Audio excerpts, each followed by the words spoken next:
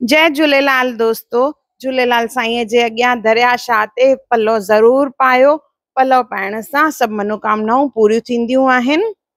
पल्लव जे पाई तिंजा खावंद खाली न करी, दर त तुंहिंजा सुब्र भरिया लाल भरिया ई आहिनि। हाणे आसाऊं आहीं जो वापारी हर नाम जा, अचन जे आस करे लाल तो वट गोट घणा। ॿिया बि दातार ॾेह में का तो में मर्द मणिया। हाणे जोशी जुग घणा जो कायम माही कल जुग में, कायम माही कल जुग में दातार दायम तुझा कम।